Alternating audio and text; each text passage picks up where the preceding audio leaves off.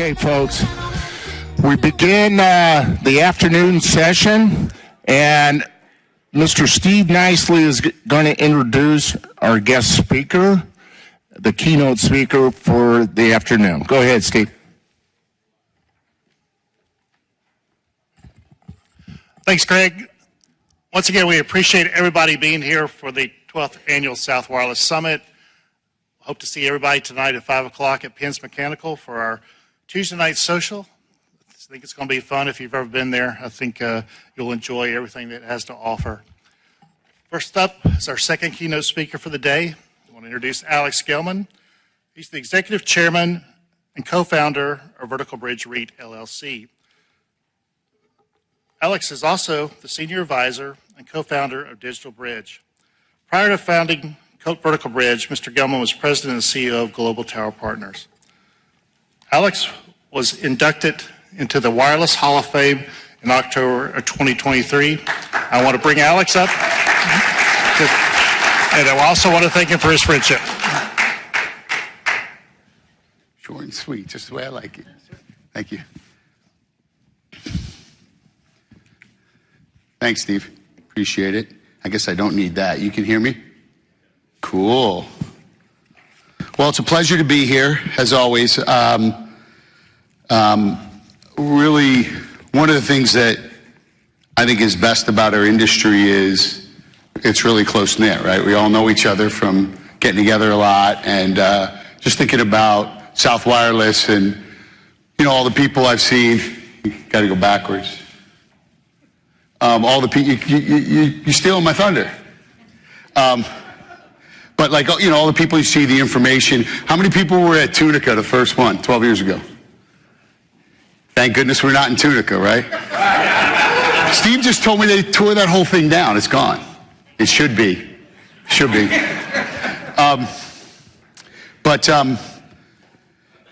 know, it's funny because you try to think back about, you know, good times we had, and I don't know about for you, but for me, like COVID really scrambled a lot of that stuff. And I had a real moment this morning. I woke up, I had a flashback, and I thought that Trump and Biden were running for president. I don't know what's going on. But before I get going, I did want to say one thing. A lot is going on in Washington. There's a lot of changes. Patrick spoke before, but WIA really is our advocate. I'm chairman of WIA, so this is a required plug. But WIA really is our advocate at the state level and at the federal level with agencies and with the FCC in particular, but also with the legislature. And it's very important that we be members and support it. A couple things Patrick touched on that I want to mention. You know, the New Hampshire bill that came up out of nowhere was inserted into another bill, and it was going to take the top 60 feet of any new tower for public safety for free. Right? And WIA is the one who killed it. Okay? Another example would be RF emissions. So if you go to Europe, the RF emission standards are extremely tight. You cannot have co-location on a rooftop, for example, in Germany because the RF emissions won't allow it. So that's another area where from time to time people come forward and try to put forward standards that make no sense and have no scientific basis. And that's another example of what WIA does, sort of behind the scenes for us. But I encourage everybody to join and go to ConnectX because it's more fun. So there's no way I'm going to fill 42 minutes. So get your questions ready for when I'm done because I'll need some help to fill the slot. But so next slide. Oh, I have a clicker. Look at that. See if I can know how to use it.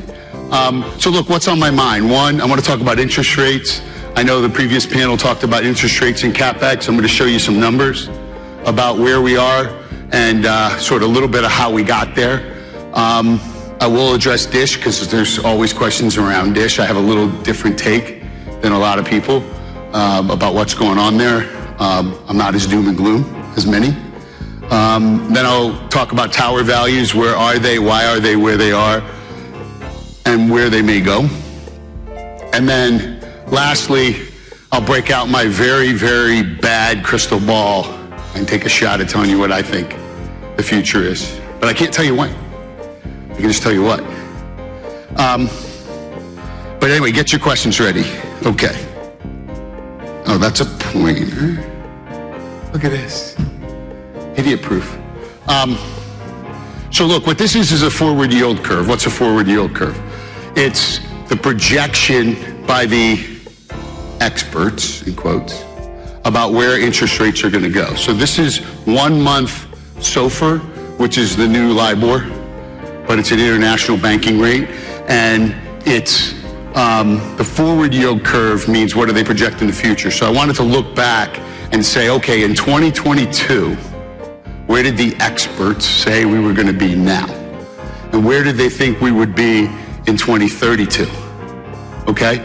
And the answer is, I gotta go back. There we go. The answer is, they projected the interest rate, the 1 month would be 3.11% right now. And in 10 years, it would go to 2.65%. So basically, drop, level off around a little over 2.5 and stay there. That's 2 years ago. By the way, 2 years ago is right after Russia invaded, and the shit was already hitting the fan. Oh, can I say that?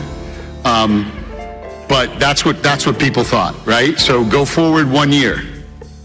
So in March of 2023, the experts thought that interest rates today would be, that the LIBOR and SOFR today would be 4.76%.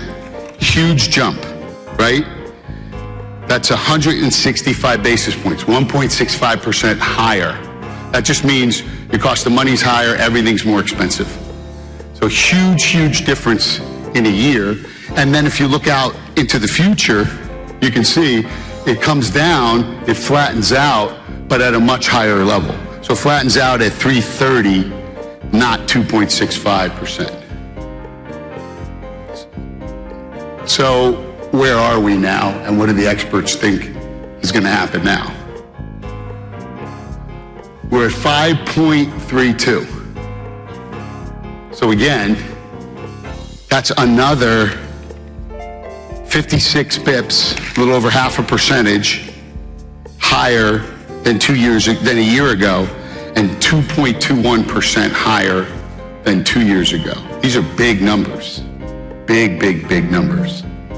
And then when you look out into the future, now the projection is 370. See, the rate will go flat and then end up around 370, and some projections have it going up from there. But again, much higher. So all in, the difference between now and 2 years ago is 1.05%. Now, why does that matter? One, our business is very capital intensive. If you're building towers, it's capital intensive. Our customers' business is very, very capital intensive. These changes in interest rates have a profound effect on how much money they can spend and invest, and when. So that's really important. And then the carry cost. Everybody talks about, Ed talked about the cost of a tower and building a portfolio of towers, and what does it really cost you? He left out the part about whatever that cost is, you got to now carry it for X number of years because it's not cash flowing, right? Until you lease it up, it doesn't cash flow. So that portfolio of 10 towers, you got to add tenants to it for it to cash flow. So this cost is adding on every single year to the cost of your assets. And it squeezes our customers. So I did want to show you this. This is something I discovered last year, and I love it. This is called the Harry chart. So the one thing I'll say is all those projections I just showed you, they're always wrong. They're always wrong. So this chart is actual interest rates. These little things shooting off are the expert predictions. So the reason why it's called the Harry chart is the predictions are all over the place. They're not right. So the truth is, the expectation is for higher interest rates. Will that happen? I don't know, but expectation matters, right? When you go to the bank, that's what they charge you. So that's really where we're at, but they may not be right. I love this chart, so I wanted to show it to you. Okay, so what does that mean for carrier CapEx? The way I look at it, I think a lot of people look at it is, it's a cycle, right? So if you go back to sort of actually I'll use this slide to show you. So if you go back to sort of 2013, 14, 15, what happened? AWS spectrum, LTE technology, everybody rushes to overlay the new technology and spectrum on their existing sites. You had Clearwire, a little before that, but Clearwire was building, and you have a lot of CapEx. Now, one thing I want to mention, this is total CapEx for the carriers.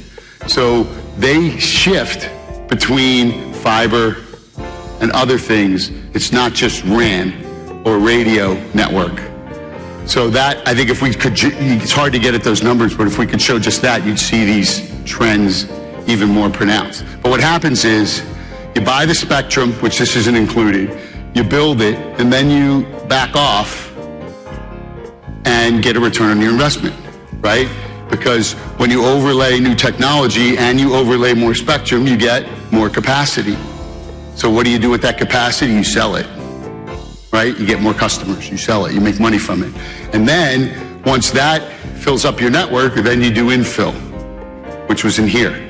So that's really what was driving a lot of activity in sort of 18, 19. Then we had COVID, that's just a weird year, so you can just throw that out. But then you see this huge spike the last couple years, 21, 22, 23, huge spike. What is that? That's everybody at once deploying new spectrum and 5G on all their existing sites, essentially. It's T-Mobile with the Sprint 2.5 spectrum, and it's AT&T and Verizon fresh off $85 billion for new spectrum deploying it. So that's where we've been, and everybody was going, and on top of that, right on top of that, Dish deploying, trying to hit the first deadline. So that's why CapEx super spiked, and we're all like, woohoo, it's a party, everything's great, and then it slowed down, and then it really slowed down again. So that's where we are now. It's typical. Where we are right now is they're leveraging the capital they put into the network and the capacity they've created to make some money. And as that capacity gets soaked up, they're going to put more money into RAN. Mostly they're focusing elsewhere. You know, AT&T's been very out front. They're spending a lot of money on fiber now, not so much on radios. So that's where they've chosen to put their CapEx. But this is a pretty typical cycle. Now, the experts project it'll stay right here forever. That's wrong, right? We'll get an infill uptick like here, I think next year, year after, and then we'll see new G. Now, the real question is, will we see new spectrum? I'll come back to that. That's not necessarily assured. Or actually not assured anytime soon. So where we are now is off of the big peak, milking the investment that they've made. Once the network gets busy again, filled again, they'll invest. Now, fixed wireless access. Is that really 5G? No. It's not really what 5G is supposed to be about, but it's excess capacity that they've created with new technology and new spectrum, and they're soaking it up by offering fixed wireless access in the homes. I think Patrick said all the gross adds in the industry came from that, right? So a lot of people say, well, once they've used up the excess spectrum, they'll stop selling it. Do you believe that? I don't believe that. This is how they're adding customers and revenue. They're going to have to deploy capital to keep providing and selling that service. So that's going to come. The real wild card is 5G and AI, right? What applications are going to catch fire that are created by 5G and AI combination? And I believe, so if you look in data center world, right? In data center world, there's an absolute explosion of demand for data centers. It's all AI. It's all AI. You go to Digital Bridges data centers, and they're building out massive facilities and adding and growing, and it's all NVIDIA servers running generative AI. And it's crazy. The order book last year went from Q1, oh crap, it's going to be a bad year. Q2, holy cow, we just booked 5x our budget this quarter. Everybody. Q3, oh shit, we need a lot of capital. Where are we going to get the money? All that investment, creating compute and data at data centers is eventually going to end up right here in our hand, right? Like everything else. This is where we're going to get it. So I think that will lead to an explosion of demand for data, wireless service. Question is, will our customers, will the carriers be able to monetize it? Super duper important, right? You could make the case that LTE investment wasn't really monetized because everybody went to unlimited programs. So the incremental usage didn't create incremental revenue. There was a chart at Mobile World Congress, the opening keynote, first chart up on the stage, CEO of Vodafone. Wireless CapEx, wireless revenue growth, right? That ain't good, and it's not sustainable. So the real wild card for all of us is will the carriers figure out how to monetize their investment in 5G so they can fund infill faster? Now, will they fund infill? They will. They'll have to. But how fast? And I believe there'll be a next wave of growth, a big one, driven by 5G and AI, but the carriers have to get some money for it. They have to figure out how to get paid. If you think about it, if you have cable companies charge Netflix to be available on their cable company, right? Or HBO. They used to more and more, and less now because it's streaming. But the carriers got to figure out a way to take all this traffic that's flowing to those companies and get paid for it. If they do, we're all going to be really, really, really happy. And I think they have to. I don't think they have a choice.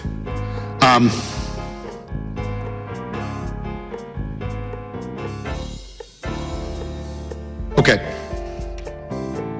Dish. What's going on with Dish? Oop. I'm really bad with this thing. Here we go. So the MVNO business is losing customers. The satellite business is losing customers. The merger with EchoStar was just buying time. If you listen to the street, it's going to go bankrupt any second. It's going to be a complete washout. The network's going to disappear. Doom and gloom. Don't believe it. Don't believe it. The spectrum. Well, first of all, Dish has $22 billion in debt. $5 billion is due this year and next. $5 billion. What is their spectrum worth? Forget everything else they have. Forget their network. Just what is that spectrum worth? According to New Street, it's worth between 57 and 91 billion. So that says that their debt at 22 billion is somewhere between 24 and 39% of their value, just their spectrum value. Do you think for a minute that Charlie Ergen is just going to walk away from all that? Oh, we're bankrupt. Oops. Bye-bye. No way. No way. He will fund. Now, what he has to decide is, does he sell some of that to fund the rest, which is kind of like eating your young, not a good idea.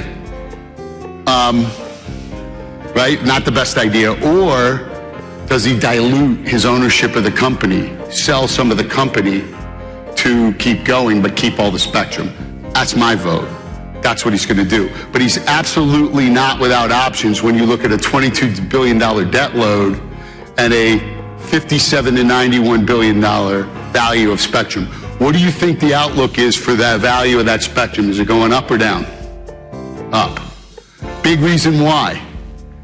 There is no more. It's really hard. Right? The next spectrum lined up is 3.4, and that's the next that's what everybody's focused on in Washington.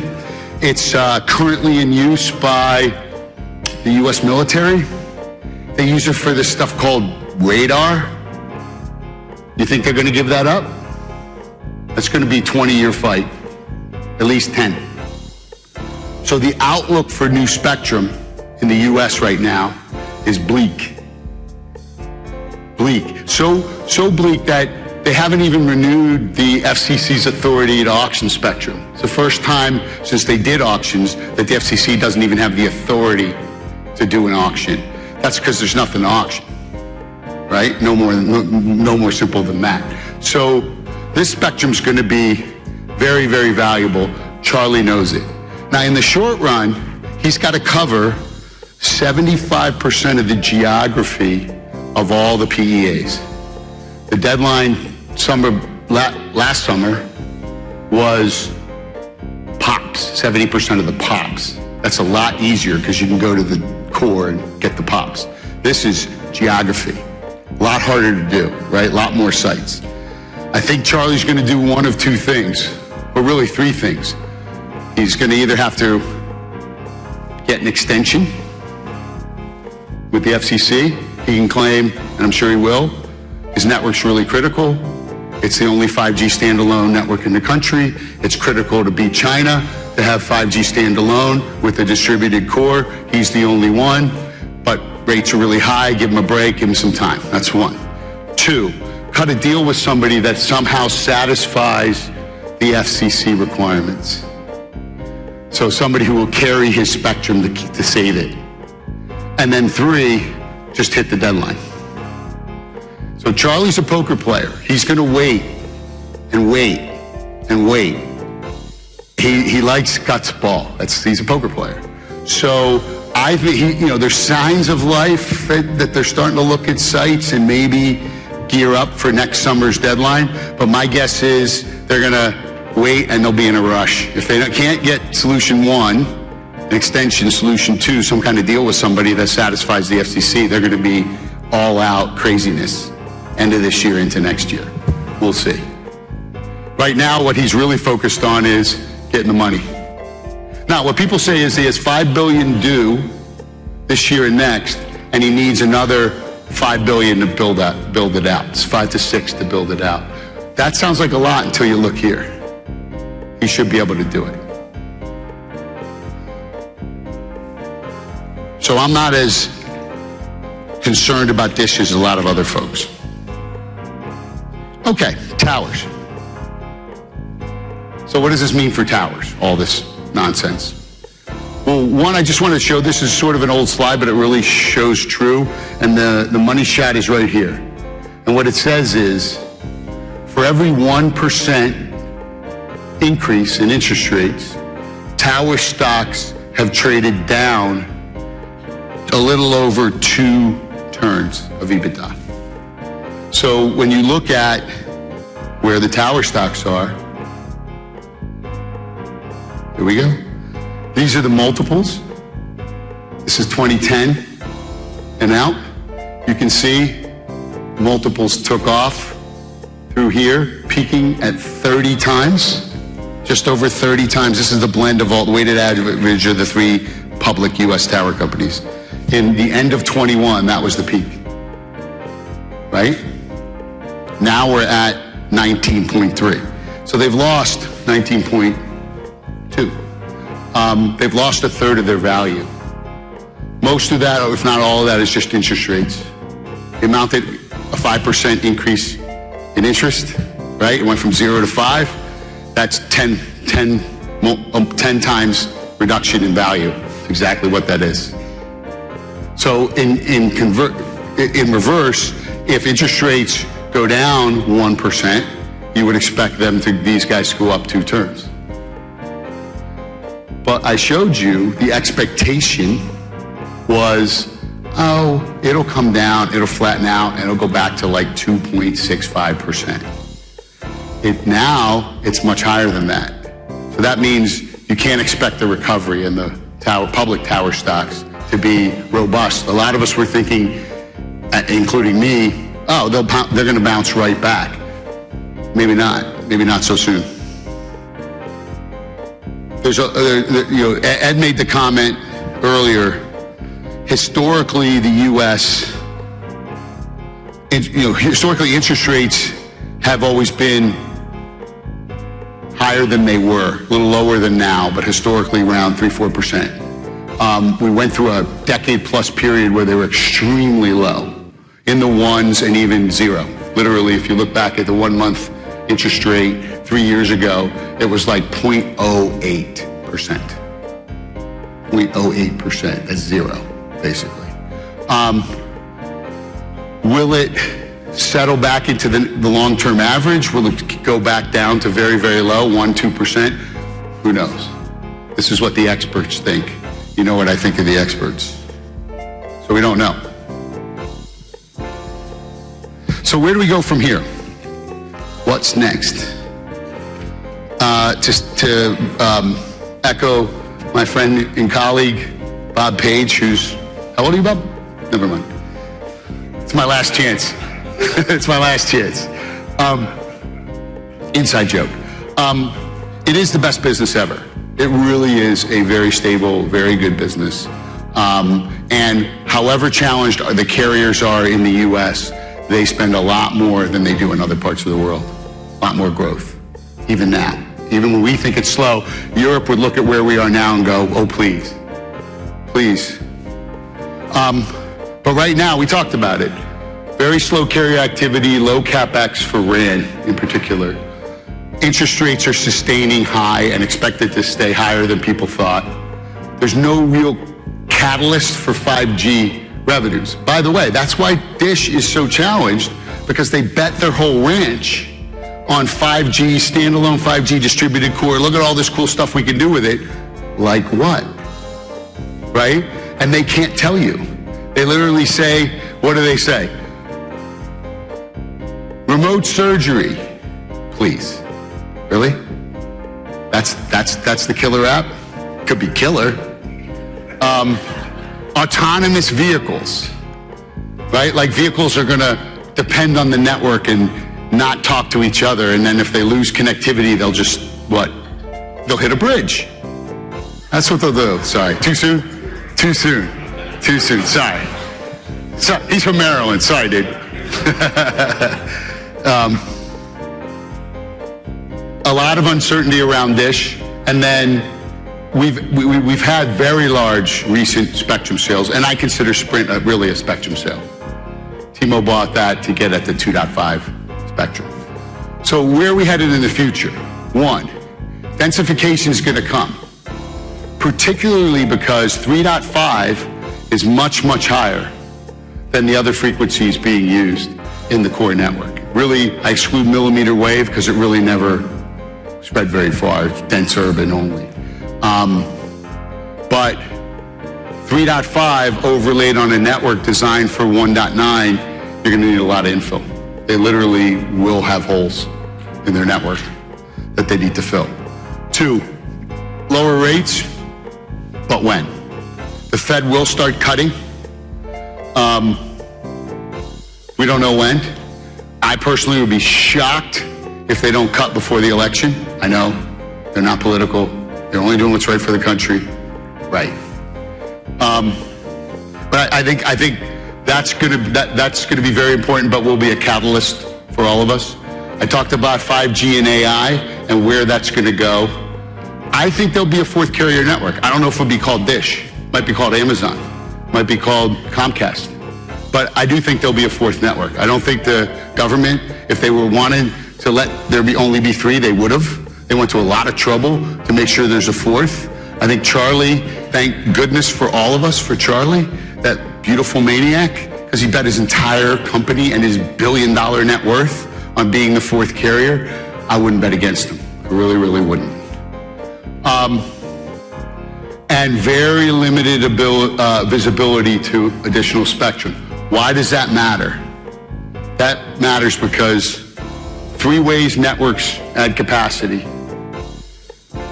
Technology, 3G, 4G, 5G. Each G is more efficient and has more bandwidth and gets more out of a sliver of spectrum. So technology, 2, more spectrum. 3, densification of sites. So in the absence of spectrum and an uptick in 5G plus AI traffic, there's going to be a tremendous squeeze on the operators to get capacity, and that's going to mean densification. That's my happy place. But I think it's quite possible. So in summary, interest rates rose really fast, and I think shocked everybody. Nobody expected, just like nobody expected on the Harry chart rates to be as low as they were for as long as they were, nobody saw that they would go up 5% in like 6 months. It was a shock to the system. They're sustaining a lot higher. So what was projected even a year ago, it's higher. And it's trending higher and higher about what the outlook is. And again, that matters because you got to borrow money from banks, and banks look at it, even if it's not historically accurate. Carrier CapEx is in a similar pattern to the past, I think. And it was really the alignment of everybody on the same cycle really pushed CapEx up, and now they're going to go back to this. So we'll have sort of 1.5 carriers busy at a time, right? Like, they're sort of busy, one's really busy, the other one's not, and the wild card will be Dish.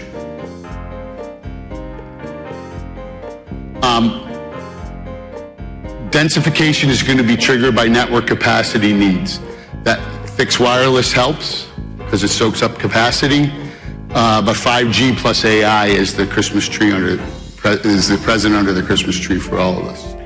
So that's what I would keep your eye on. There's a million articles, but what is 5G and AI going to enable that we will use on our phones? It's that simple. And we'll pay for it. Dish is going to crank back up. My guess is they're going to have to crank back up. So I would expect to see Dish get active third quarter this year. I don't think they can wait much longer. Tower value is very correlated with interest rates, so as interest rates start to trend down, the multiples will recover. But look, it's still the best business ever, and it always will be. It's just a question of, can you carry the costs of your capital, the cost of your debt, the cost of your people, till we can get there. That's always the question. So that's it. Hopefully you guys have some questions. Who's got a question? The video? Now I'm nervous as hell. What video? No. Who gave it to you? Really? Do we have a video? Should we play it? Play it. I'm nervous. If it came from Munson, don't play it.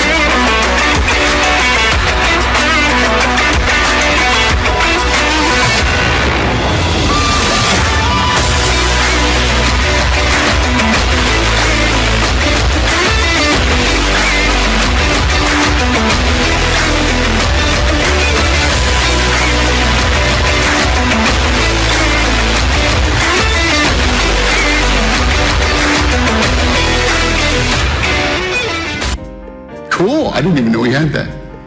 Thank you, Blair. Okay, questions. Somebody's got a question. Munson. Fixed wireless access.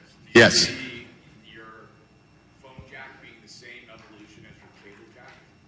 So the question is, fixed wireless access, do I see the phone jack having the same evolution as the cable jack? I have no idea what that means. What do you mean? When you look at your old phone, Right. Do you see the same thing happening to cable? I think that cable, I think that there's a big push. So obviously cable has wires in the homes, and there's a big push for fiber to the home, right? Like there's a lot of money going in the fiber to the home. I don't get it. I just don't get that. Because, and I had the same experience as Ed last year, same thing in a room full of fiber guys, and they're all talking about fiber to the home that they're building, and I'm like, what about wireless? Oh, wireless doesn't work. Wireless doesn't have enough bandwidth for customers to buy it. Okay, well, there's like 7 million customers who've already bought it, okay? And who are you gonna buy it from? Who do you think has a better brand, Verizon or Comcast? Who do you think is more trusted by consumers? It's not even close if you look at it. Right, so people are gonna be like, it's Verizon, it's AT&T, it's T-Mobile, I'll do it. And they're doing it, and they're doing it. So I think there's gonna be a lot of pain in fiber to the home. I think that the business models are based on achieving a level of penetration that most will not achieve. Certainly in certain parts of the country, they will not achieve. And it's a lot of capital, right? And some of the biggest ones are already suffering. So I think, look, historically, we always will do wireless what we can do wireless, right? Anything that's wired, as soon as wireless capability is fast enough or reliable enough, we'll switch over to it. It's the hit, first phones, then video, then internet, right? Everything. So I don't think this will be any different. Anybody else?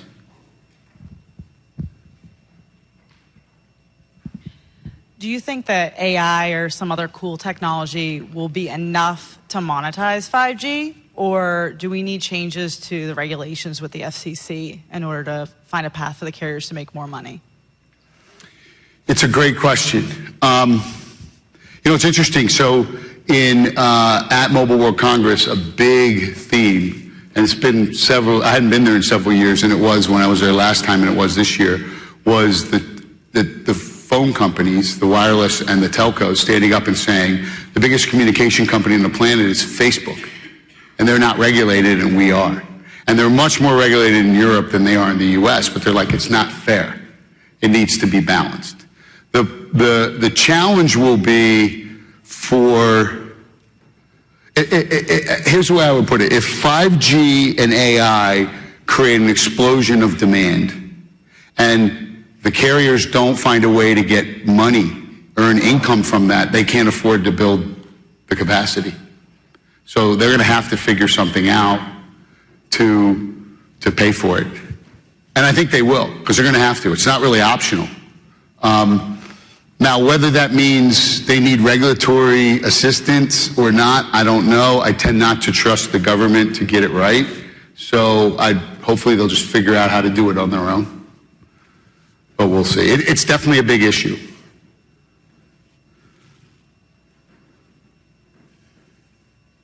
Anybody else?